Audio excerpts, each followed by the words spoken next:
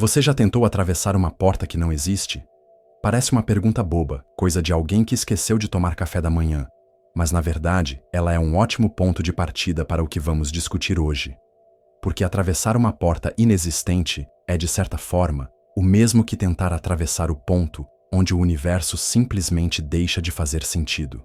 Esse ponto misterioso, enigmático, irritantemente incompreensível, atende pelo nome de singularidade. E sim, já aviso, essa não é exatamente a palavra mais emocionante que você vai ouvir hoje, mas é a palavra que, de algum modo, sustenta algumas das ideias mais grandiosas e entediantes da física moderna. Imagine-se numa sala de aula, não qualquer sala, mas aquela com carteiras enfileiradas, o ventilador de teto que nunca funciona direito, e um professor que insiste em escrever no quadro com uma letra tão pequena que parece mensagem secreta de um manuscrito medieval. Agora imagine que esse professor começa a falar sobre o fim do universo, só que em vez de mostrar explosões, imagens de galáxias coloridas ou animações impressionantes, ele decide explicar tudo com giz, equações e uma calma irritante. Essa é mais ou menos a atmosfera aqui. Você pode até adormecer no meio da explicação, mas o universo, ironicamente, continuará em colapso lá fora, sem se importar. E por falar em colapso, a singularidade é exatamente isso. O colapso das nossas tentativas de entender. Um ponto no espaço-tempo onde as equações que descrevem a realidade, aquelas lindas e assustadoramente complicadas fórmulas de Einstein, simplesmente jogam a toalha. Não existe resposta. Não existe número que faça sentido. É como aquela vez em que o professor pergunta: quanto é 0 dividido por 0? E todo mundo finge que entendeu quando ele responde indeterminado. A singularidade é isso, só que em escala cósmica. Agora, talvez você esteja se perguntando: mas isso importa para mim? Vai cair na prova?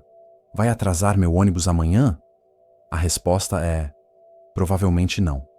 Mas por algum motivo misterioso, gerações inteiras de cientistas decidiram perder noites de sono tentando decifrar o que acontece nesse lugar impossível. E nós, por uma estranha cadeia de eventos que vai desde a invenção do telescópio até a popularização de vídeos longos na internet, acabamos aqui, discutindo isso como se fosse vital. Mas calma, não se assuste.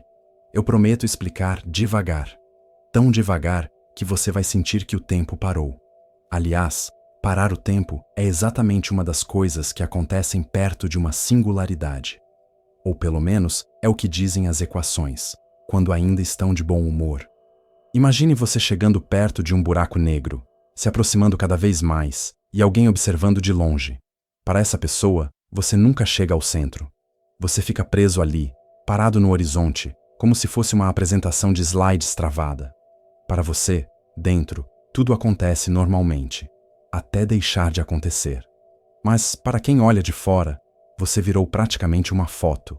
É bonito, é assustador e é uma ótima forma de arruinar qualquer piquenique espacial. O engraçado, ou trágico, é que usamos a palavra infinito como se fosse uma resposta. A densidade é infinita, a gravidade é infinita, o calor é infinito. Pronto, problema resolvido. Mas infinito, no fundo, não é uma resposta. É mais como quando você não sabe responder uma pergunta na escola e inventa algo genérico, tipo, depende do ponto de vista.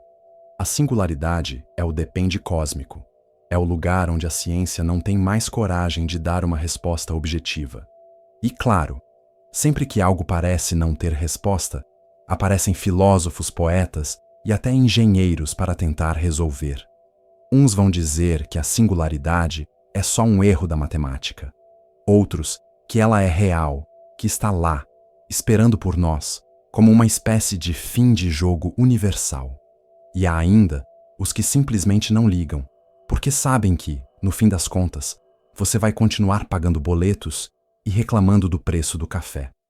O universo pode estar em colapso, mas o supermercado continua aberto. Aliás, vale lembrar que não existe só uma singularidade, existem muitas. Dentro de cada buraco negro, por exemplo, escondida como um segredo mal guardado. E no começo do universo também. O Big Bang, segundo nossas teorias, começou de uma singularidade. Ou seja, nós viemos de um ponto impossível, estamos cercados por pontos impossíveis, e talvez um dia terminemos engolidos por outro ponto impossível. É quase poético, se você ignorar a parte do colapso gravitacional esmagador. Mas o que realmente me fascina, e talvez também irrite um pouco, é o modo como tratamos isso em sala de aula. O professor escreve no quadro algo como massa sobre raio tende ao infinito, e depois simplesmente vira as costas, como se tivesse explicado tudo. É como se dissesse, olha, o universo acaba aqui, mas a aula continua normalmente na página seguinte. É uma mistura de drama cósmico com burocracia escolar. E já que estamos nesse clima de aula, eu aproveito para fazer aquela interrupção institucional obrigatória. Se você ainda não dormiu, parabéns, sua resistência é maior do que a da luz tentando escapar de um buraco negro. Nesse caso, talvez queira se inscrever no canal, curtir o vídeo ou até comentar qual foi a sua experiência mais próxima de uma singularidade. Tipo aquela vez em que você tentou abrir o pote de maionese e percebeu que a tampa nunca sairia. Tudo bem, funciona como metáfora. Mas não se preocupe, não vou concluir nada agora. Até porque o objetivo aqui não é concluir, mas estender, arrastar, alongar cada ideia como elástico de borracha até ele perder o formato original. A singularidade, afinal, é só o começo de uma explicação que não acaba nunca. E, ironicamente, é também o fim de todas as explicações. Um paradoxo elegante, desses que fazem a gente suspeitar que a vida inteira pode ser uma aula chata de física. E se você está realmente acompanhando tudo isso, talvez já tenha percebido. Não há pressa. O universo pode estar se expandindo, pode estar colapsando, mas a narrativa aqui vai na velocidade de uma tartaruga que desistiu no meio do caminho. Porque afinal, como explicar o fim de tudo? Com calma e com pausas desnecessárias. Talvez seja melhor imaginar que estamos diante de um quadro negro infinito, e cada palavra dita aqui é só um risco de giz que, inevitavelmente, será apagado. Mas enquanto não apagam, seguimos escrevendo. E de algum modo isso basta, porque atravessar uma porta que não existe talvez seja a única forma de entrar no coração do universo. O que é, afinal, uma singularidade? Essa é a típica pergunta que parece simples, mas que, quando você tenta responder, percebe que entrou em um labirinto de conceitos, como aqueles corredores infinitos de colégio em que você procura a sala certa e só encontra portas trancadas. A física, em sua habitual generosidade, decidiu chamar de singularidade qualquer ponto onde as equações param de funcionar. É isso. Um nome bonito para um problema insolúvel. É como se o professor corrigisse sua prova e, ao encontrar um erro grotesco, escrevesse em vermelho: singularidade. Não é uma explicação, é um aviso de que não tem mais para onde ir. Na prática, quando falamos de singularidade, estamos nos referindo a um ponto no espaço-tempo onde a densidade da matéria se torna infinita e a curvatura do espaço também. Em outras palavras, é como tentar enfiar toda a biblioteca da escola dentro de uma única gaveta da cantina. Não cabe, não faz sentido, mas ainda assim, alguém insiste que teoricamente deveria funcionar. E aí aparece a matemática com seu humor peculiar, dizendo: tudo bem, então o resultado é infinito. É como se a matemática fosse aquele colega de grupo que não entende nada, mas para não atrapalhar, concorda com qualquer coisa.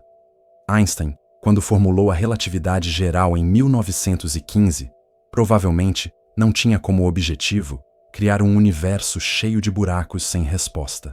Mas, como acontece em muitos trabalhos em grupo, as consequências de uma ideia inicial acabam sendo muito maiores do que o planejado. As equações da relatividade geral são belas, elegantes, cheias de simetria e também implacáveis. Elas prevêem que, sob certas condições, a matéria colapsa de tal forma que tudo converge para um ponto. Esse ponto é a tal da singularidade. Ou seja, não é que alguém inventou a singularidade, é que ela caiu como um efeito colateral inevitável, como quando você decide assar um bolo e acaba incendiando o forno. Claro que, para a maioria das pessoas, a palavra infinito já é suficiente para desistir da conversa. Infinito não dá para visualizar. Você pode até tentar desenhar, mas no final vai parecer só uma linha mal feita no quadro. Em termos matemáticos, quando o raio de um objeto colapsa até zero e sua massa continua a mesma, a densidade resulta em massa dividida por volume, e como o volume tende a zero, o resultado é infinito. Isso é o que chamamos de singularidade gravitacional. Traduzindo, é como tentar dividir uma pizza entre 0 pessoas. O resultado não é só confuso, é inexistente. Mas de algum modo, o universo insiste que essa é uma operação válida. Mas cuidado! Singularidade não é exatamente um ponto no espaço, no sentido cotidiano. Não adianta imaginar como um pontinho brilhante que você poderia ver com um telescópio. Ela é mais como uma falha de definição dentro do próprio tecido do espaço-tempo. Imagine que o universo seja uma planilha de Excel cósmica. Você vai preenchendo os números, as equações se ajustam, os gráficos aparecem bonitos. Aí, de repente, em uma célula, aparece aquele erro clássico. Div 0. Isso é a singularidade. Não existe valor que faça sentido ali, mas a planilha continua funcionando em volta. É um problema localizado, mas que deixa todos nervosos. E como todo bom conceito científico, a singularidade também tem suas subdivisões. A mais famosa é a singularidade gravitacional, que aparece em buracos negros. Mas há também singularidades matemáticas, que são como pegadinhas abstratas, resultados de equações que não correspondem a nada físico. E ainda existem singularidades cosmológicas, como a do Big Bang.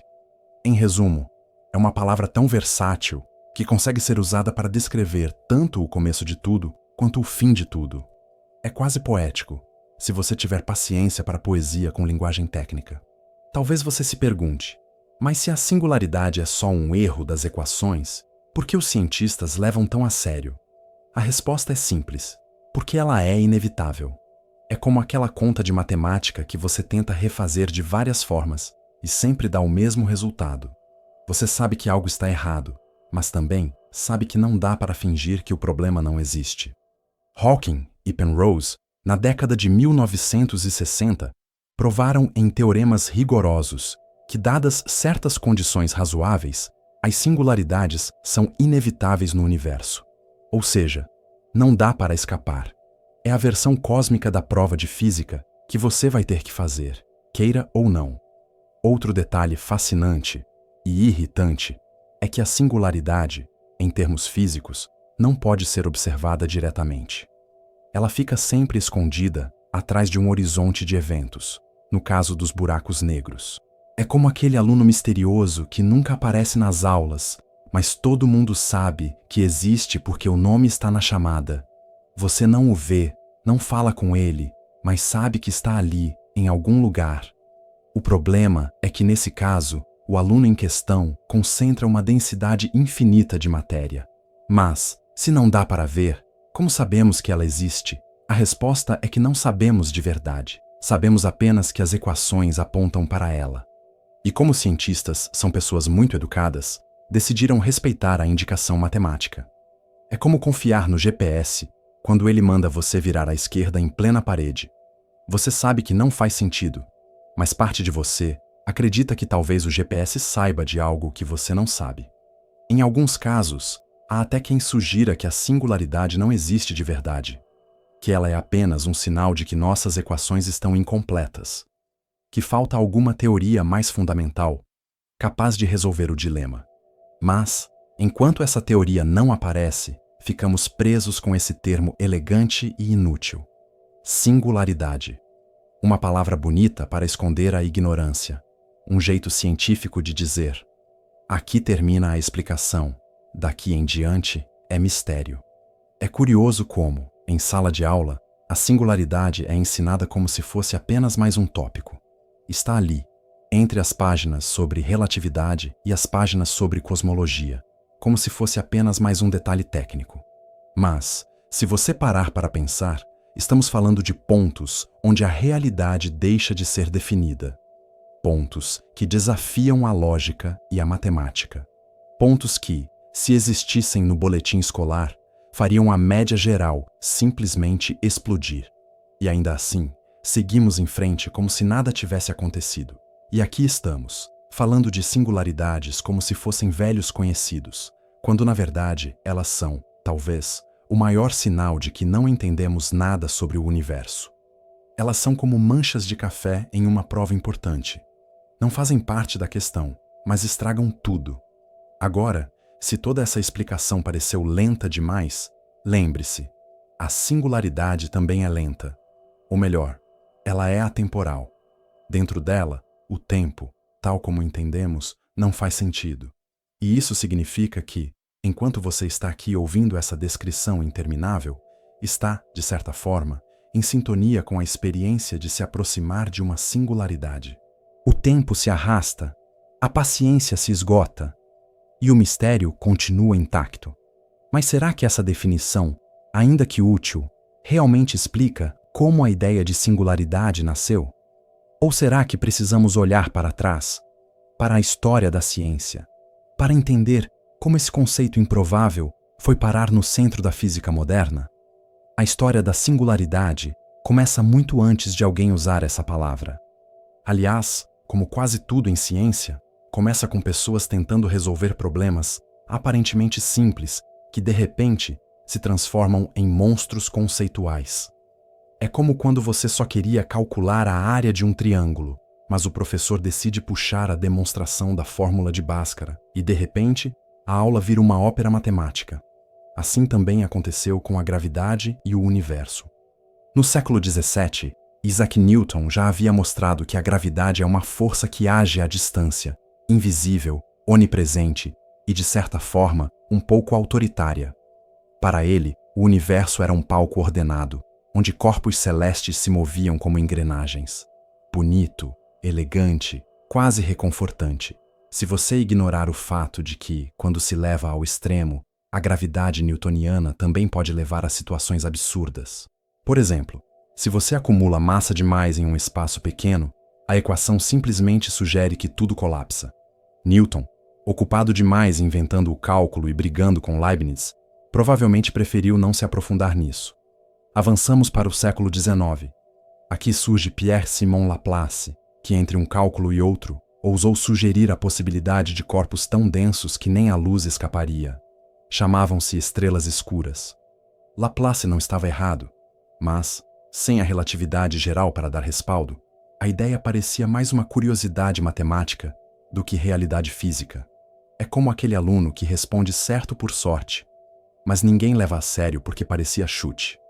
A verdadeira virada vem no início do século XX, com Albert Einstein e sua teoria da relatividade geral, publicada em 1915.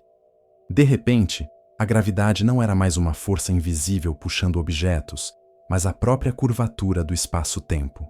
Imagine um colchão elástico, onde planetas e estrelas afundam como bolas de boliche. E nós, pobres mortais, somos apenas bolinhas de gude rolando nesse colchão deformado. Bonito, não é? Mas também cheio de problemas. Porque assim como um colchão velho, em alguns pontos, a curvatura poderia se tornar infinita. E lá estava ela, a semente da ideia de singularidade. 2 anos depois, em 1917, Karl Schwarzschild resolveu as equações de Einstein para uma massa pontual. A solução mostrou que se uma estrela colapsar abaixo de um certo raio, hoje chamado de raio de Schwarzschild, o espaço-tempo forma um buraco negro. Dentro dele, inevitavelmente, as equações apontam para uma singularidade central. Schwarzschild descobriu isso enquanto servia na Primeira Guerra Mundial. O que nos dá a impressão de que algumas das maiores descobertas científicas nascem em lugares absolutamente impróprios, como trincheiras. É quase como se alguém resolvesse a conta de energia elétrica do colégio no meio de uma excursão e, sem querer, descobrisse a relatividade. Ainda assim, durante décadas, a maioria dos físicos não levou a sério essa conclusão. Achavam que singularidades eram aberrações matemáticas, não fenômenos físicos reais. Afinal, a ciência tem esse costume educado de varrer para debaixo do tapete tudo o que parece estranho demais. É a versão acadêmica de "não vamos falar sobre isso agora". Foi só nos anos 50 e 60 que o assunto voltou à tona com força. Roger Penrose, Stephen Hawking e outros matemáticos decidiram encarar o problema de frente. Desenvolveram os famosos teoremas das singularidades, mostrando que, sob condições razoáveis, como energia positiva e leis físicas normais, o colapso gravitacional inevitavelmente levaria a uma singularidade. Ou seja, não era um erro, era uma previsão. E quando a matemática insiste desse jeito, você sabe que vai ter que colocar na prova final. Essa virada histórica foi tão importante que mudou a forma como entendemos o universo. De repente, os buracos negros deixaram de ser ficção científica e passaram a ser considerados objetos reais, inevitáveis e, pior ainda, comuns. Cada um escondendo dentro de si uma singularidade, esse ponto enigmático onde espaço e tempo simplesmente não sabem mais o que fazer. É como se o universo tivesse bolsos secretos, onde guarda seus maiores mistérios, junto com migalhas de pão e papéis amassados. Curiosamente, essa história também mostra como a ciência é teimosamente lenta. Foram séculos entre a intuição de Laplace e a aceitação de Hawking. É um pouco como aqueles trabalhos de grupo em que um aluno dá a resposta certa logo no começo, mas ninguém acredita nele, e só horas depois, quando já é tarde, todos percebem que ele estava certo. Nesse caso, o universo é a professora mal-humorada que só entrega a nota final no último minuto. Mas é importante perceber que, ao longo dessa trajetória, a singularidade mudou de papel. De curiosidade matemática, virou ameaça conceitual. De aberração teórica, passou a peça central da cosmologia.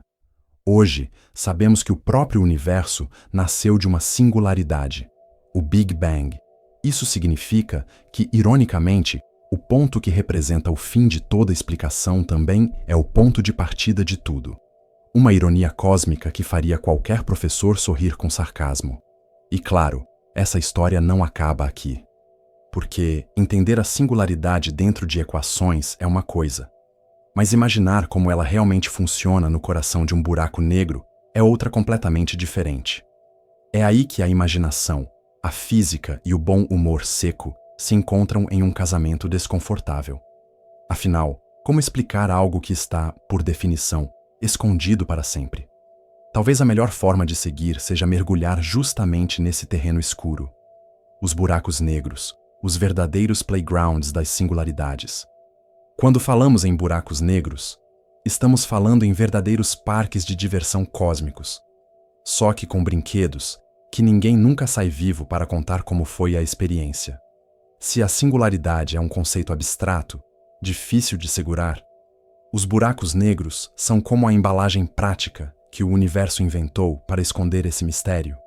É como quando você tem um monte de provas antigas e, em vez de jogá-las fora, coloca todas em uma caixa no armário. Você sabe que elas estão lá, mas prefere não olhar muito de perto. O buraco negro é essa caixa, só que com uma gravidade que engole tudo. Do ponto de vista histórico, o buraco negro começou como ideia mal vista. Por décadas, ninguém queria acreditar que eles realmente existiam.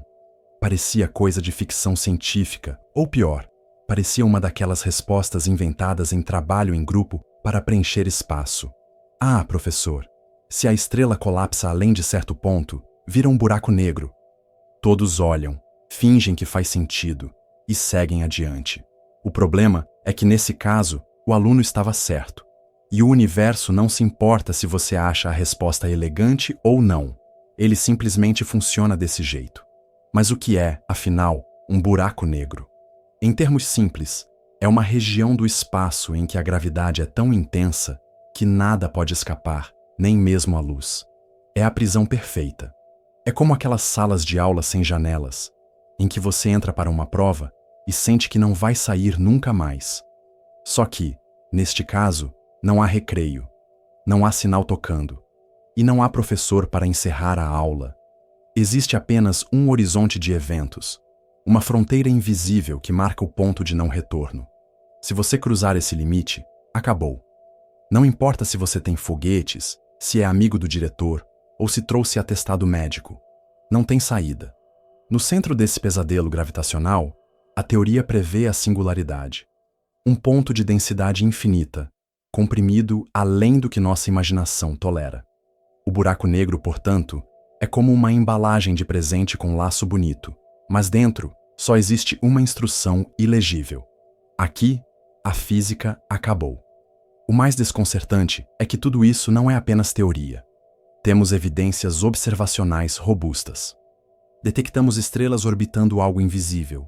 Sentimos ondas gravitacionais sacudindo o espaço quando buracos negros se fundem, e até já tiramos uma foto da sombra de um deles, como quem fotografa um animal raro que não queria aparecer. O universo insiste em esfregar na nossa cara que os buracos negros são reais. Agora, pense na ideia de esconderijo. O buraco negro é um esconderijo cósmico onde a singularidade fica guardada. É como quando a direção da escola confisca o celular de um aluno. Todos sabem que o aparelho existe. Todos sabem que está guardado na gaveta do inspetor, mas ninguém tem acesso. A diferença é que, neste caso, a gaveta é feita de espaço-tempo curvado e o inspetor é uma força gravitacional implacável. Do ponto de vista matemático, a descrição de um buraco negro não é tão complicada de escrever. A métrica de Schwarzschild, por exemplo, descreve um buraco negro não rotativo e sem carga elétrica. Ela mostra que, em um certo raio, o raio de Schwarzschild, a velocidade de escape se torna igual à velocidade da luz. E pronto, nada sai. É uma fórmula relativamente simples, mas com implicações devastadoras. É como aquela questão de múltipla escolha que parece fácil, mas na verdade define se você passa de ano ou não. E como se não bastasse, existem vários tipos de buracos negros. Há os estelares, formados pelo colapso de estrelas massivas. Há os supermassivos, que ficam no centro das galáxias e pesam milhões ou bilhões de vezes a massa do Sol. E há até mesmo a possibilidade de buracos negros microscópicos, hipotéticos, que poderiam ter se formado logo após o Big Bang. É como se o universo tivesse inventado vários tamanhos de lanche: pequeno, médio e grande. Só que, em todos os casos, o tempero é o mesmo: gravidade infinita e singularidade escondida. Mas claro, não é tão simples. Porque o buraco negro também desafia a nossa intuição de formas criativas. Por exemplo, do lado de fora, o tempo parece se arrastar para alguém caindo em direção ao horizonte de eventos. Para o observador distante, você nunca cruza a fronteira.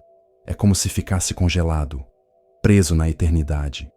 Já para você, que está caindo, o processo é rápido e a singularidade o espera de braços abertos. Ou melhor, de braços esmagadores. É um paradoxo quase poético. Dois pontos de vista válidos, mas completamente diferentes. É como aquele debate de grupo em que todos têm razão, mas a nota final continua baixa. E ainda há fenômenos estranhos, como a radiação Hawking. Sim, os buracos negros evaporam, lentamente, muito lentamente, emitindo partículas devido a efeitos quânticos próximos ao horizonte. É como se a prisão perfeita tivesse uma rachadura microscópica por onde escapam pedacinhos de informação. O detalhe é que esse processo é tão lento que um buraco negro do tamanho do Sol levaria mais tempo para evaporar do que a idade atual do universo. Em outras palavras, se você está esperando isso acontecer para ver o espetáculo, pode sentar, porque vai demorar. Do ponto de vista conceitual, os buracos negros são, ao mesmo tempo, assustadores e reconfortantes. Assustadores porque escondem uma singularidade, o fim da física. Reconfortantes porque, de certa forma, mantêm essa singularidade fora do nosso alcance. É como quando a escola decide mudar a prova mais difícil para o próximo semestre. O problema continua existindo, mas pelo menos você não precisa enfrentá-lo agora. O buraco negro, portanto, é o guardião da singularidade. Ele a protege, a esconde, a envolve em mistério. Mas isso levanta uma pergunta inevitável. O que acontece exatamente na fronteira, nesse horizonte de eventos que separa o mundo conhecido do abismo? O horizonte de eventos é, sem dúvida, uma das ideias mais poéticas e, ao mesmo tempo, mais cruéis da física. Ele é a fronteira invisível que separa o mundo conhecido do desconhecido absoluto. Tecnicamente, é a superfície ao redor de um buraco negro, onde a velocidade de escape é igual à velocidade da luz. Traduzindo para termos mais escolares, é como a linha imaginária que o professor traça na sala dizendo: daqui ninguém passa, só que neste caso não é metáfora. É lei cósmica. Se você cruzar essa linha, nem mesmo a luz consegue voltar para contar a história. A analogia mais popular é a da cachoeira. Imagine-se em um rio, remando tranquilamente. Enquanto você está longe da borda, tudo bem. Você pode remar para qualquer lado e escapar. Mas conforme se aproxima da queda, a corrente fica mais forte e chega um ponto em que, mesmo se remar com todas as forças, não consegue mais voltar. Esse ponto é o horizonte de eventos. Passou dali, acabou. Não importa se você trouxe colete salva-vidas ou se é medalhista olímpico em natação. A queda é inevitável. O detalhe é que, em vez de água, estamos falando de espaço-tempo. Um rio invisível que arrasta tudo em direção ao centro. Do ponto de vista matemático, o horizonte é definido pelo raio de Schwarzschild, que pode ser calculado como 2 vezes a constante gravitacional multiplicada pela massa, dividido pelo quadrado da velocidade da luz. Em palavras, 2 vezes g vezes m dividido por c ao quadrado. Parece inofensivo, mas esse número representa o ponto em que o espaço-tempo se curva de tal maneira que a fuga se torna impossível. É como calcular a média da turma e descobrir que, independentemente de quanto você estude, a nota máxima possível é 3,7. O mais intrigante é que o horizonte de eventos não é uma barreira física. Não há parede, não há fogo, não há sinal de advertência. Você pode atravessá-lo sem sentir nada de especial. É como entrar em uma reunião que já começou. Você só percebe que está preso depois que senta. De fora, porém, o efeito é dramático. Para um observador distante, qualquer coisa que se aproxima do horizonte parece desacelerar, esticar e desbotar. O tempo, visto de longe, congela. É como assistir a um vídeo em câmera lenta eterna. Você nunca vê o objeto cruzando de fato. Para o observador externo, o horizonte é um limbo. Para quem entra, é apenas mais um passo em direção ao inevitável. Esse paradoxo é um dos grandes espetáculos da relatividade. 2 perspectivas válidas, mas irreconciliáveis. E, como sempre acontece em trabalhos de grupo da 7ª série, todo mundo está certo, mas a nota continua sendo 0. Outro detalhe fascinante é que o horizonte de eventos não é estático. Ele pode crescer. Sempre que um buraco negro engole matéria ou energia, seu horizonte se expande. É como aquele colega que acumula figurinhas repetidas. Cada nova adição aumenta a pilha e, de repente, ele domina a sala inteira. Buracos negros são colecionadores cósmicos compulsivos. Cada átomo, cada fóton engolido, aumenta sua coleção invisível. Mas nem tudo é tão simples. O horizonte também está no centro de algumas das maiores controvérsias da física moderna. O paradoxo da informação, por exemplo, surge justamente porque, se nada escapa de dentro do horizonte, como podemos conciliar isso com as leis quânticas que dizem que a informação nunca se perde? Stephen Hawking, ao descobrir que buracos negros emitem radiação, colocou ainda mais lenha nessa fogueira. Agora, temos um objeto que parece destruir informação, mas ao mesmo tempo evapora lentamente. É como aquele professor que recolhe todos os trabalhos, promete corrigir, mas meses depois devolve só metade, sem explicação. Há ainda a questão de como o horizonte de eventos se relaciona com a consciência humana. Parece exagero, mas pense. Se você cruzar o horizonte, sua percepção de tempo continua normal. Para você, nada de especial acontece. Mas, para quem olha de fora, você desaparece lentamente, congelado na borda do abismo. É uma experiência que, felizmente, ninguém vai poder relatar em primeira pessoa. O máximo que conseguimos é imaginar, e mesmo isso já gera dores de cabeça suficientes. E se falamos de imaginação, nada melhor do que exagerar. Imagine que o horizonte de eventos é como a catraca do metrô em horário de pico. Quem está do lado de fora vê uma massa indistinta de pessoas sendo engolida, desaparecendo sem retorno. Quem já passou para o outro lado percebe apenas que está preso no fluxo, sem volta, sem chance de desistir. A diferença é que, no metrô, você ainda pode pegar a linha errada. No buraco negro, não há segunda opção. O horizonte também é um lembrete cruel de que nossas ferramentas conceituais são limitadas. Nós que inventamos lousas, quadros brancos e até apresentações em PowerPoint, não conseguimos atravessar mentalmente essa fronteira sem que a física entre em colapso. O horizonte é a maneira do universo dizer: daqui em diante, vocês não estão convidados. É o portão fechado do maior mistério de todos, e, no entanto, não resistimos a tentar. Cientistas escrevem artigos, constroem telescópios, fazem simulações, tudo para tentar espiar essa fronteira proibida. E, de certa forma, conseguimos.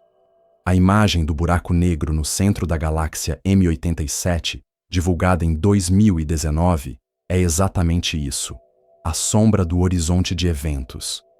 Não vemos o buraco em si, mas vemos sua borda, a cicatriz luminosa deixada pelo que ele devora. É como fotografar a porta de um quarto escuro sem nunca entrar. Mas, como toda boa aula que nunca termina, cada resposta abre mais perguntas. Se o horizonte de eventos é essa fronteira tão definitiva, o que dizer daquilo que está dentro dele?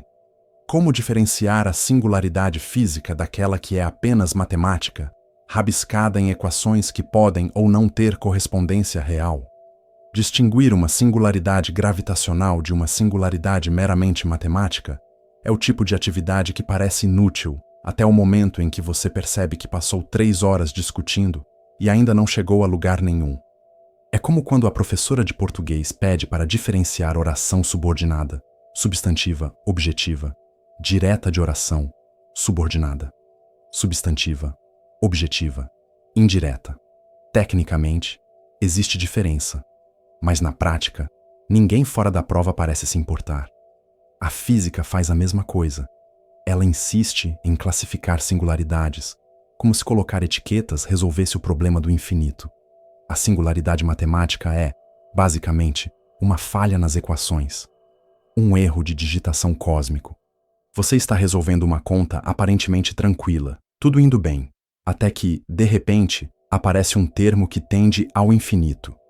Não significa que a realidade em si seja infinita, apenas que sua fórmula está exigindo mais do que pode entregar. É como abrir a mochila e perceber que o peso calculado dos livros dá 20 toneladas.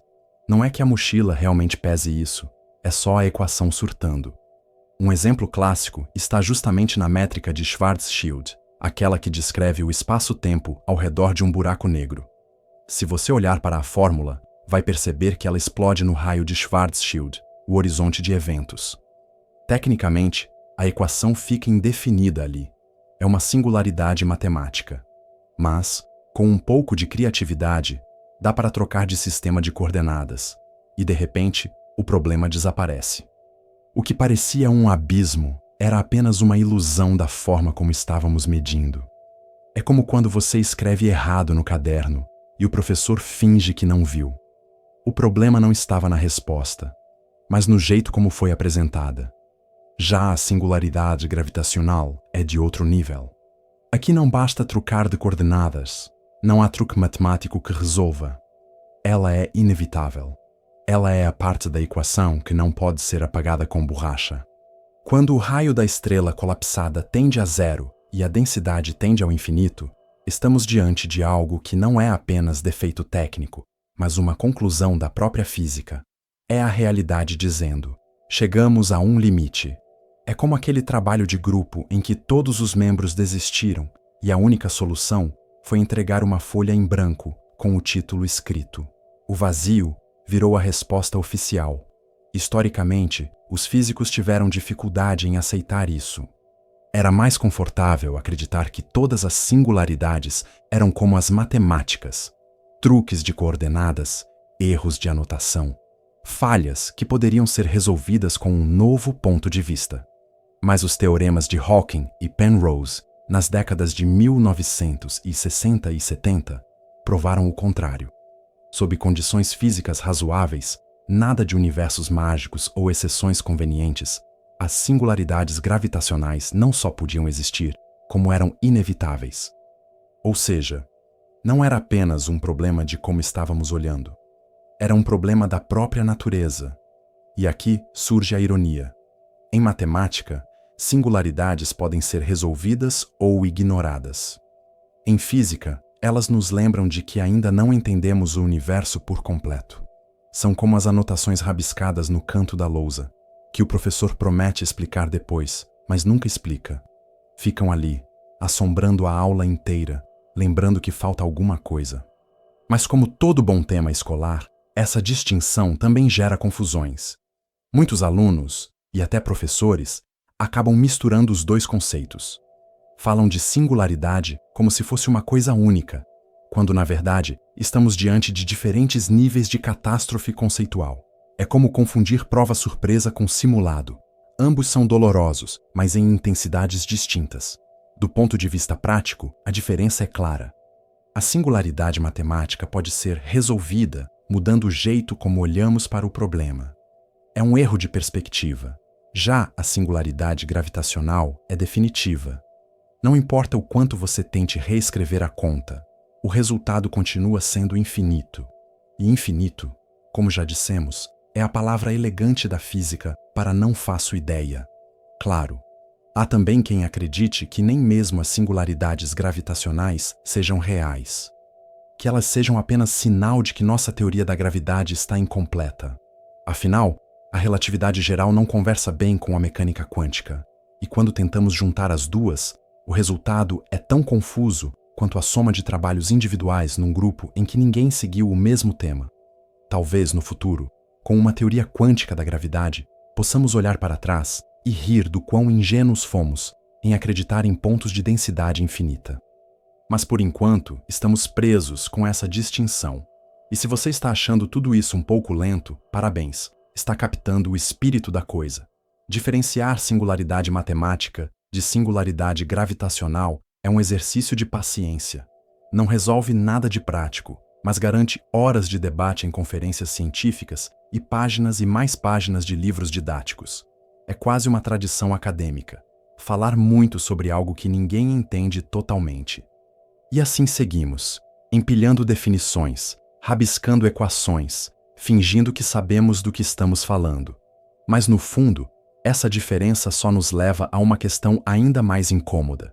Se o universo realmente começou em uma singularidade, como a do Big Bang, estamos falando de um ponto matemático conveniente ou de uma catástrofe gravitacional inevitável, o Big Bang.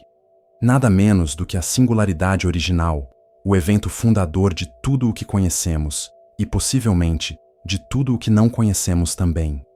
A ideia de que o universo inteiro, com suas galáxias, estrelas, planetas, trabalhos de matemática e filas de padaria, saiu de um único ponto inimaginavelmente denso e quente. É quase como acreditar que toda a Biblioteca Nacional coubesse dentro de uma mochila e ainda sobrasse espaço para um lanche. É a definição cósmica de exagero, mas, estranhamente, é também a explicação científica mais aceita para a origem do universo. A cosmologia moderna começa a contar essa história com uma data: 13,8 bilhões de anos atrás. Para colocar em perspectiva, isso é um número tão grande que faz qualquer prazo de entrega escolar parecer ridiculamente curto, mas ao mesmo tempo é um número pequeno se comparado à ideia de infinito. O Big Bang não foi uma explosão no espaço, como se o universo fosse um balão estourando. Foi o próprio espaço surgindo, expandindo-se a partir de uma condição inicial, onde densidade e temperatura tendiam ao infinito. Ou, em termos mais simples, o universo começou em um estado que as nossas equações não conseguem explicar. E, como bons alunos, colocamos o nome disso de singularidade. O curioso é que essa ideia não surgiu do nada.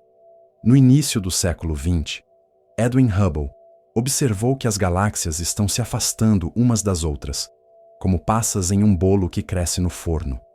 É uma metáfora culinária que se repete tanto em livros didáticos que quase dá vontade de nunca mais comer bolo. Mas funciona. Se o universo está se expandindo agora, isso significa que no passado era menor. Se voltarmos no tempo, tudo converge para um único ponto. E esse ponto, claro, é a nossa velha conhecida, a singularidade inicial. Mas não pense que todo mundo aceitou a ideia de imediato. Nos anos 30 e 40, havia quem defendesse modelos alternativos.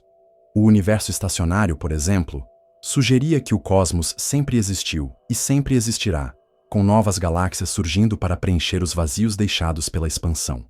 Era uma proposta elegante, prática e confortável, quase como aqueles trabalhos copiados da internet que, de tão bem organizados, quase convencem o professor. O problema é que a natureza não gosta de conforto. Em 1965, Arno Penzias e Robert Wilson descobriram, sem querer, a radiação cósmica de fundo em micro-ondas. Era a prova de que o universo tinha mesmo um passado quente e denso. O Big Bang venceu a disputa acadêmica e o modelo estacionário foi relegado ao esquecimento, junto com tantas outras ideias bonitas, porém incorretas. A radiação cósmica de fundo é como o eco de uma explosão que nunca foi exatamente uma explosão. Uma espécie de papel de parede térmico cobrindo todo o universo. Está em todo lugar, como aquele zumbido irritante de uma lâmpada fluorescente em sala de aula. Invisível a olho nu, mas perceptível com os instrumentos certos. O detalhe fascinante é que essa radiação ainda guarda pequenas variações de temperatura, diferenças minúsculas, da ordem de uma parte em 100.000. E é dessas irregularidades que nasceram as galáxias. Em outras palavras, se não fosse por essas pequenas imperfeições, o universo seria um sopão homogêneo e entediante. É quase poético pensar que toda a beleza que vemos hoje começou de pequenos defeitos. Agora, é claro que o Big Bang levanta mais perguntas do que respostas. Se tudo começou em uma singularidade, o que havia antes? A pergunta favorita dos curiosos e a mais odiada dos cosmólogos. A resposta oficial é: não havia antes, porque o tempo nasceu junto com o espaço. É como perguntar o que existe ao norte do Polo Norte. A pergunta não faz sentido. Mas, convenhamos, dizer que uma pergunta não faz sentido raramente convence um aluno. Geralmente, só o irrita.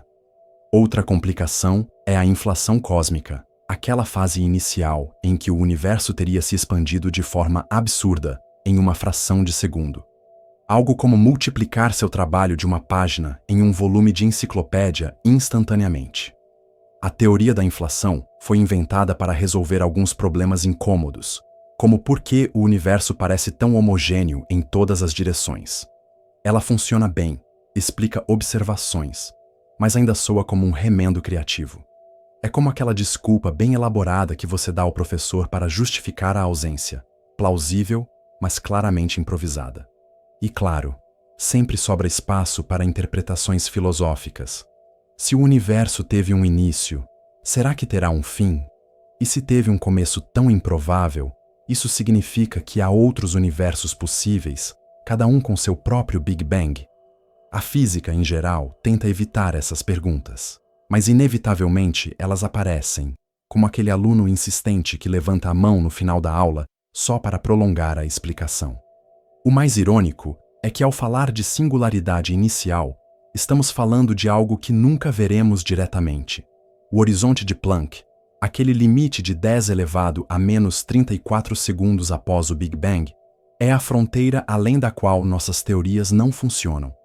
É o ponto em que a gravidade quântica deveria entrar em cena, mas ainda não temos essa teoria. É como se estivéssemos tentando escrever uma redação sem ter aprendido o alfabeto. Então, fazemos o que sempre fazemos. Damos um nome bonito, desenhamos gráficos, escrevemos artigos e seguimos fingindo que entendemos. Mas não nos enganemos. Essa ignorância não é motivo de vergonha. Pelo contrário, é parte da beleza da ciência. Reconhecer que começamos em uma singularidade é admitir que o universo nasceu de um ponto onde a compreensão falha. É como iniciar um livro com uma página em branco.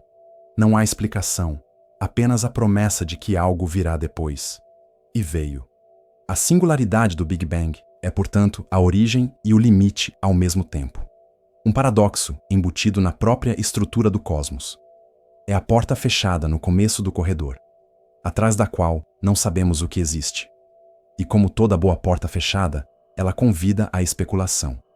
Mas se o universo começou em uma singularidade e hoje está cheio delas escondidas em buracos negros, o que isso nos diz sobre a natureza do tempo, do espaço e das próprias leis da física? Os paradoxos começam a aparecer justamente quando pensamos demais sobre o que significa viver em um universo que começou e talvez termine em uma singularidade. É inevitável.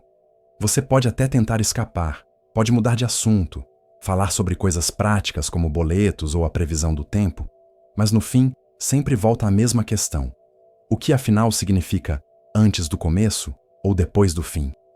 É uma pergunta tão desconfortável quanto aquela que o professor faz de surpresa na sala. Quem fez a leitura do capítulo? Todo mundo olha para baixo, mas a dúvida continua pairando no ar. A primeira contradição já está no conceito do Big Bang. Se o tempo nasceu junto com o espaço, então não faz sentido falar em antes do tempo. Mas ao mesmo tempo, nossa mente insiste em perguntar: se não havia nada, como algo surgiu? A sensação é parecida com tentar resolver um exercício em que a questão já está mal formulada. Você olha para a folha, percebe que falta informação, mas mesmo assim é obrigado a escrever uma resposta. E claro, a resposta acaba sendo singularidade. Um nome bonito para um ponto de interrogação. Do outro lado, temos os buracos negros. Ali, o paradoxo é outro. Tudo cai para dentro, mas nada sai. E, de repente, vem Stephen Hawking e diz que, na verdade, buracos negros emitem radiação. Pequena, quase insignificante, mas suficiente para fazer com que eles evaporassem lentamente ao longo de trilhões de anos. E pronto. O caos está armado. Porque se eles evaporam, para onde vai a informação de tudo o que caiu lá dentro? É o famoso paradoxo da informação. Em teoria, a física quântica afirma que a informação nunca se perde. Em teoria, a relatividade geral afirma que ela desaparece na singularidade. Quando juntamos as duas, temos um impasse digno de reunião escolar. Cada parte está convencida de que tem razão, mas ninguém cede. É nesse ponto que a filosofia entra sorrateira na conversa. Se a informação realmente desaparece, isso significa que a física, como a conhecemos, está incompleta. Mas se ela não desaparece, então precisamos inventar alguma forma engenhosa de resgatá-la do interior de um buraco negro, o que soa tão plausível quanto achar as provas do semestre passado, escondidas atrás do armário da sala dos professores. E como se isso não bastasse, ainda temos a questão do tempo. Perto de uma singularidade, o tempo se comporta de forma tão estranha que parece ter sido desenhado por alguém sem experiência em cronogramas. Imagine um relógio que, de fora, parece desacelerar até parar completamente, mas de dentro, continua funcionando normalmente. É como aqueles trabalhos de grupo em que metade da equipe já desistiu, mas um colega ainda insiste em seguir o cronograma como se nada tivesse acontecido. Dois ritmos, duas realidades, coexistindo sem se anular. Outro paradoxo divertido é o da causalidade. Normalmente, acreditamos que todo efeito tem uma causa, como quando alguém derruba um copo, e você entende imediatamente que a queda foi resultado de uma mão desastrada. Mas, em uma singularidade, essa relação se perde. O que acontece ali não pode ser descrito em termos de causa e efeito. É como tentar explicar uma prova de múltipla escolha, em que todas as alternativas estão erradas. Você marca uma, recebe a nota 0 e segue em frente. Não porque fez algo errado, mas porque a estrutura da questão não fazia sentido desde o início. A cosmologia, para tentar resolver parte desses dilemas, inventou hipóteses criativas. O universo cíclico, por exemplo, talvez não exista começo nem fim, apenas uma sequência interminável de expansões e colapsos. O Big Bang seria apenas a última batida de um coração cósmico que pulsa eternamente. Bonito, quase poético, mas também desesperador, como repetir o ensino médio infinitas vezes, sem nunca se formar. Outros preferem imaginar universos paralelos, múltiplos Big Bangs acontecendo em bolhas diferentes, um multiverso sem fim. É o equivalente cósmico de ter várias turmas da mesma série, cada uma com suas próprias fofocas e suas próprias provas de geografia. E claro, há aqueles que simplesmente preferem não pensar sobre isso. Para muitos físicos, os paradoxos não são tanto enigmas quanto sinalizadores de que nossas teorias atuais têm limites. Em outras palavras, se as equações não funcionam, talvez precisemos de equações melhores. É o mesmo raciocínio que você aplica quando sua calculadora dá erro. Troca a pilha e espera que a conta faça sentido. O problema é que, neste caso, não sabemos nem qual seria a pilha nova da física. Talvez seja a teoria das cordas, talvez a gravidade quântica em loop, talvez algo que ainda nem inventamos. A ironia é que quanto mais tentamos resolver os paradoxos, mais eles se multiplicam. É como cortar cabeças de uma hidra. Você acha que encontrou uma solução elegante e de repente descobre que abriu espaço para 3 novos problemas. A ciência parece funcionar nesse ritmo, um ciclo interminável de perguntas que se reproduzem mais rápido do que conseguimos respondê-las. Mas, se os paradoxos são inevitáveis, talvez devêssemos abraçá-los.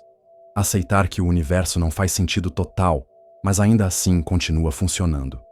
Afinal, seu despertador toca de manhã, a gravidade continua empurrando você para a cama, e a fila da cantina ainda é longa.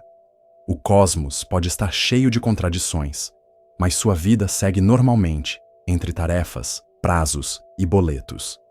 Mesmo assim, há algo profundamente inquietante nesses dilemas. Porque, no fim das contas, eles apontam para uma única conclusão: nossa visão de mundo ainda é provisória.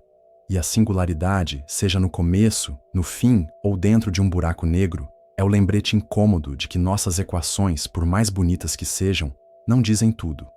E isso nos leva inevitavelmente a uma nova pergunta, talvez ainda mais incômoda. Será que, algum dia, conseguiremos formular uma teoria que elimine de vez as singularidades? Uma teoria capaz de unir relatividade e mecânica quântica em uma descrição única da gravidade?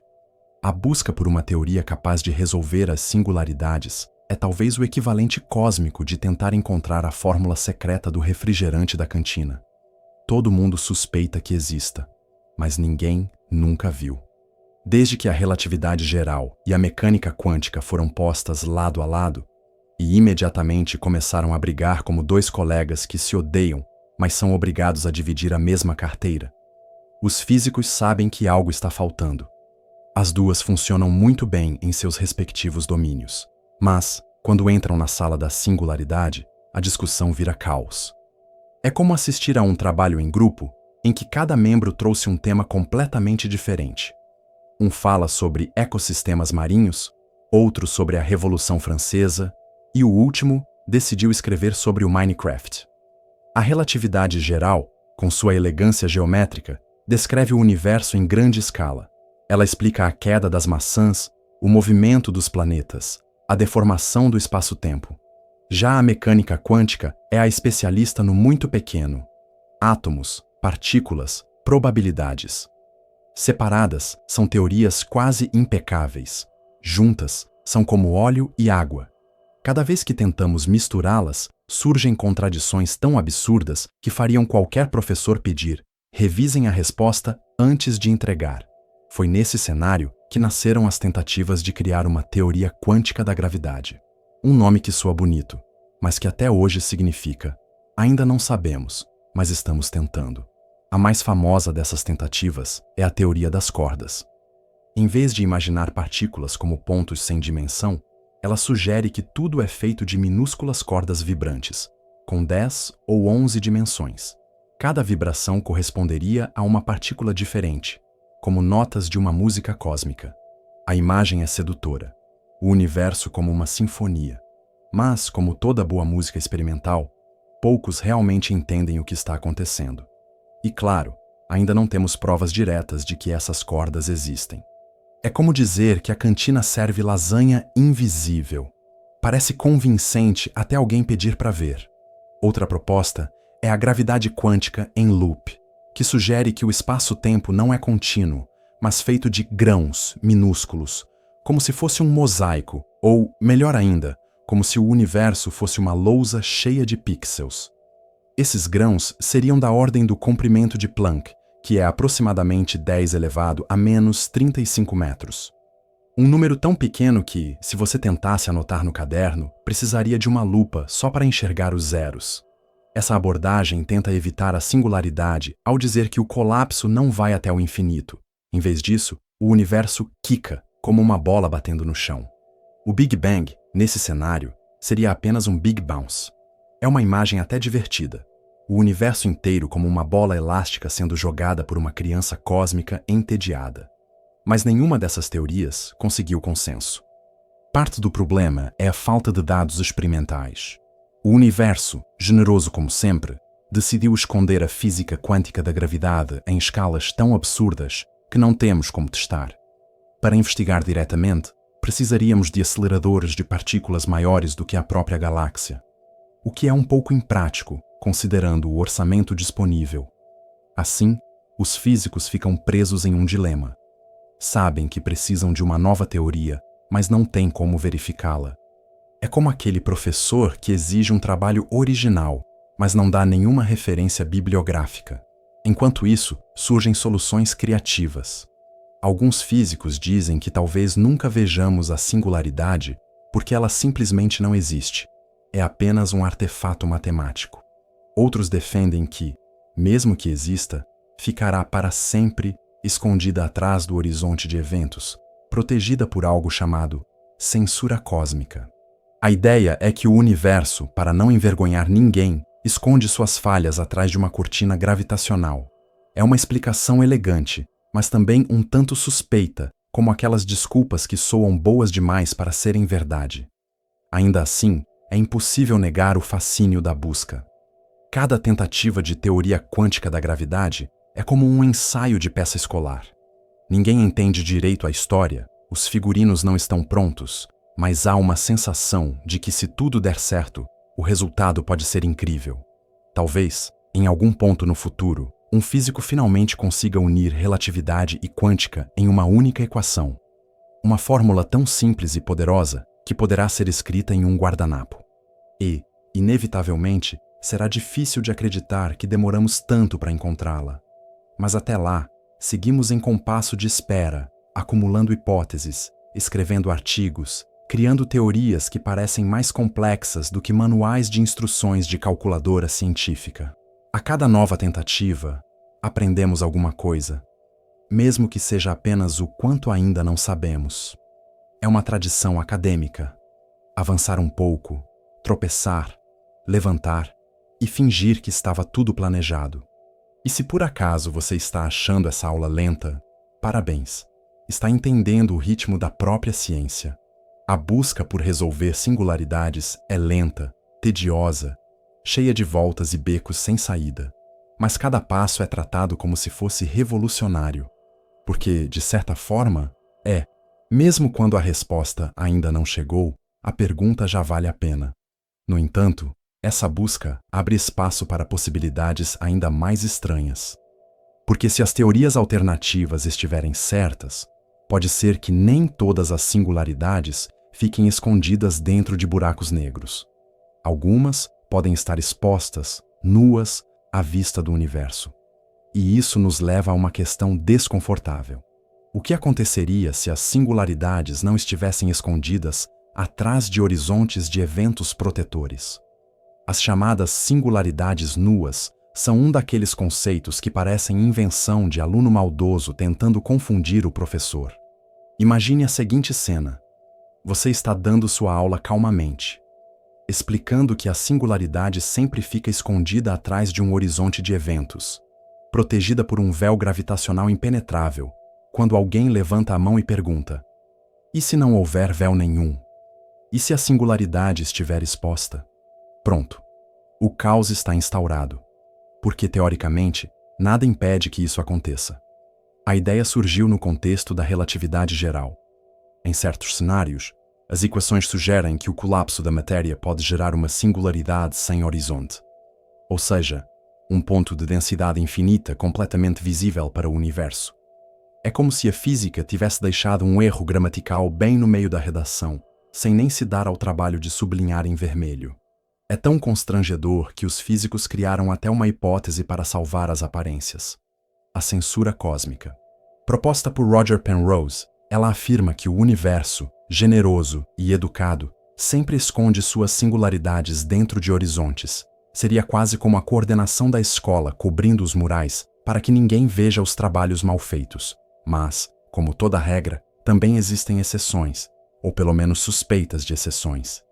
Alguns modelos matemáticos apontam para a possibilidade de singularidades nuas em colapsos gravitacionais específicos, como quando a estrela não colapsa de maneira simétrica ou quando variáveis como carga elétrica e rotação extrema entram na equação. O buraco negro de Reissner-Nordström, por exemplo, que descreve uma solução com carga elétrica, permite cenários onde a singularidade poderia estar acessível. É o tipo de solução que os matemáticos olham com aquele misto de fascínio e desespero. Do ponto de vista conceitual, uma singularidade nua é ainda mais perturbadora do que uma escondida, porque se ela estiver visível, isso significa que os efeitos de sua gravidade infinita poderiam ser observados diretamente. E aí, adeus previsibilidade. As leis da física deixariam de ser confiáveis. O universo, que até aqui se comportava como uma sala de aula com regras chatas, mas claras, de repente viraria um recreio sem inspetor. É bonito de imaginar, mas também aterrorizante. Alguns físicos argumentam que, se singularidades nuas existirem, elas poderiam funcionar como janelas para outras regiões do espaço-tempo, ou até para outros universos. Outros preferem a versão mais catastrófica. Seriam pontos de completo caos, onde qualquer previsão é impossível. Imagine jogar um giz no quadro, e em vez de traçar uma linha, o giz virar uma galinha viva. É esse nível de absurdo que estamos discutindo. Claro que, até hoje, não temos nenhuma evidência observacional de uma singularidade nua, pelo menos não no céu. Mas, filosoficamente, a ideia já é suficiente para causar insônia, porque, se existirem, elas destruiriam a noção de determinismo. Seria impossível calcular o futuro a partir do presente. A física deixaria de ser ciência e viraria improviso. É como tentar dar aula sem ter preparado a lousa. Você até pode inventar na hora, mas todos percebem que não faz sentido. No entanto, há quem veja nisso uma oportunidade. Singularidades nuas poderiam ser laboratórios naturais para testar teorias de gravidade quântica. Afinal, se conseguimos olhar diretamente para o ponto onde a relatividade quebra, talvez possamos finalmente entender o que a substitui. É o equivalente cósmico de ver o gabarito da prova antes do dia do exame. O problema é que, nesse caso, o gabarito pode estar escrito em uma língua que ninguém entende. As discussões sobre singularidades nuas também revelam algo curioso sobre os cientistas: sua dificuldade em lidar com o desconforto. A hipótese da censura cósmica é quase uma reação emocional. Não pode ser. O universo não faria isso com a gente. É um pouco como aquele aluno que não estudou, mas prefere acreditar que a professora não vai aplicar prova surpresa. Uma esperança que se sustenta mais na fé do que nas evidências. E, se formos sinceros, talvez seja melhor que as singularidades nuas não existam. Porque, se existirem, nada garante que a realidade como conhecemos continue fazendo sentido. E já temos problemas suficientes tentando entender o que acontece dentro de buracos negros, sem precisar lidar com pontos infinitos espalhados aleatoriamente pelo universo. É como se a matemática resolvesse distribuir bombas-relógio em um mapa que já estava confuso demais. Ainda assim, a mera possibilidade de singularidades nuas nos lembra de uma verdade desconfortável. A física não é tão sólida quanto parece. Ela se apoia em suposições, hipóteses e até torcidas silenciosas. E às vezes, tudo isso pode falhar. Mas se falhar, resta a pergunta que incomoda até os mais pacientes professores. Como, afinal, essas singularidades, nuas ou escondidas, afetam a nossa vida prática? Sejamos sinceros. Para a vida prática, as singularidades não mudam absolutamente nada. Você ainda vai precisar pagar a conta de luz. O ônibus vai continuar atrasando. E o pãozinho da padaria não vai ficar mais barato, só porque o universo pode acabar esmagado em um ponto de densidade infinita. E mesmo assim, passamos horas discutindo singularidades como se fossem a chave da existência. É como aquele professor que insiste em dar uma aula inteira sobre o uso correto da vírgula, sabendo muito bem que metade da turma não vai aplicar a regra nunca mais na vida. Mas claro, não podemos negar que as singularidades têm impacto, pelo menos no nível intelectual.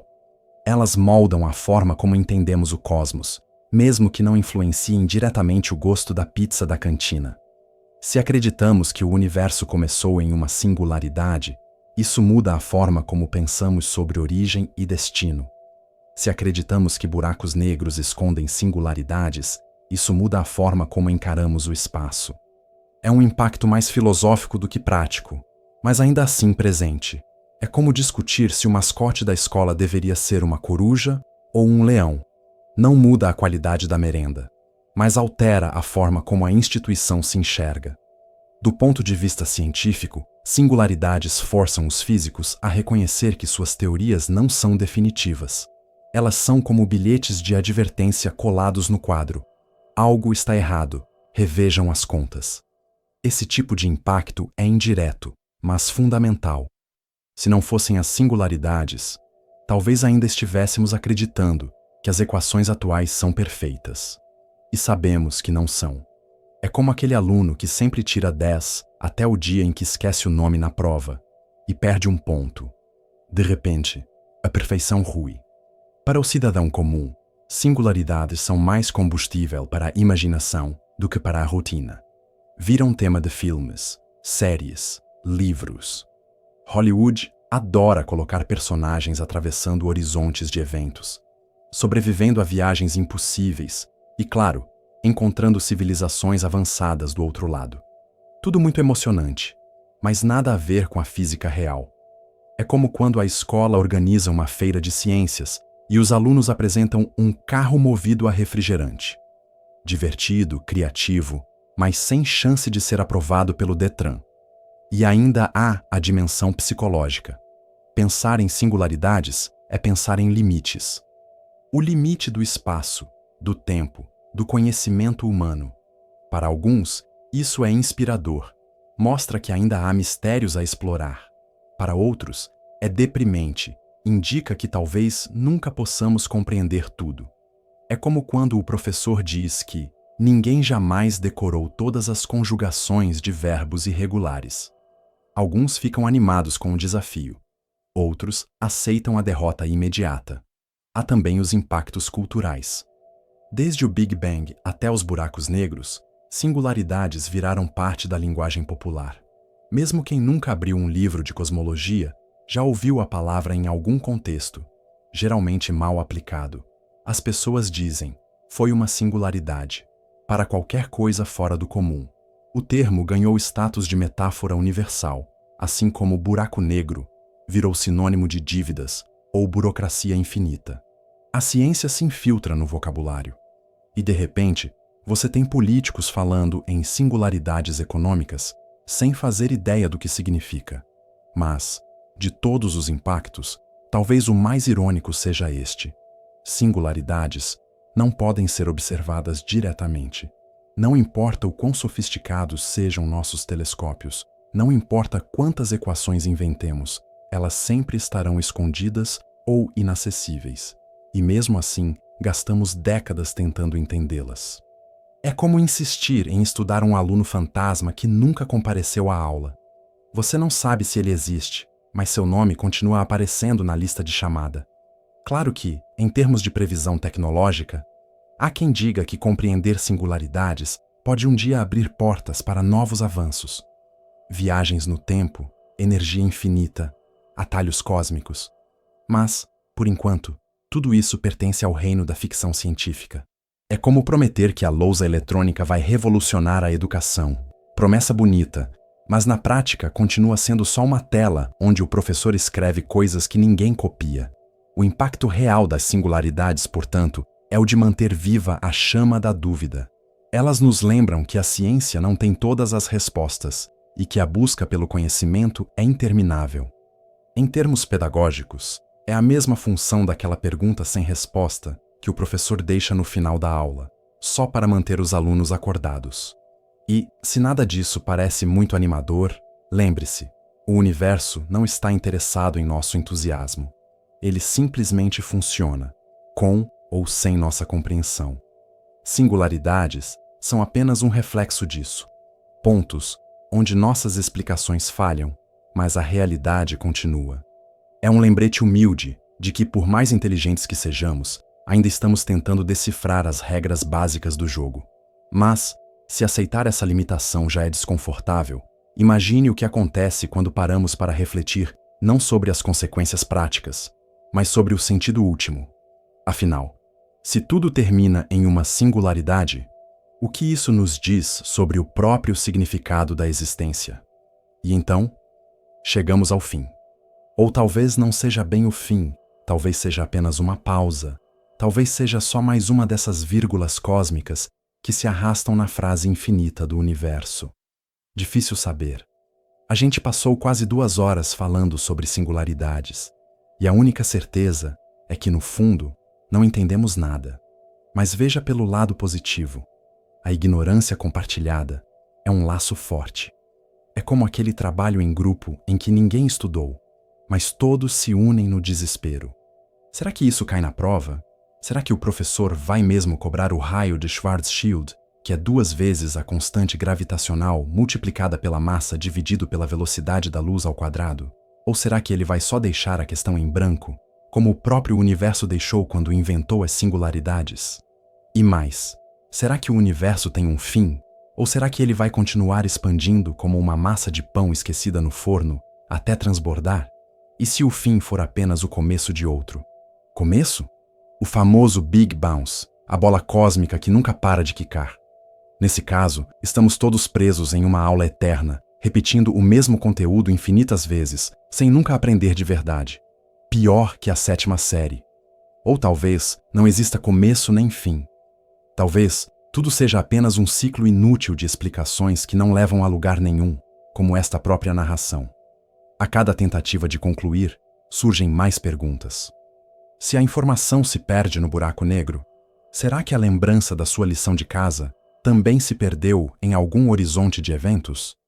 Será que o esquecimento é, de certa forma, uma mini-singularidade dentro da mente? E se o universo não tiver sentido algum? Talvez tudo isso seja só uma coincidência matemática, como aquelas contas que, por algum motivo, sempre dão certo quando você coloca números arbitrários. Talvez estejamos apenas esperando o sono chegar, enrolando entre paradoxos e metáforas, fingindo que há profundidade onde só existe confusão. De qualquer forma, não se preocupe. A conclusão é que não há conclusão. Singularidades continuam lá, intocáveis, inacessíveis, enigmáticas. E nós continuamos aqui, discutindo como se fosse vital, mas sabendo que, amanhã, você vai voltar para as mesmas preocupações triviais: senha de Wi-Fi, prazo de trabalho, lista do supermercado. Se você ainda estiver acordado, parabéns. Mas sério, vai dormir ou veja outro vídeo, tanto faz.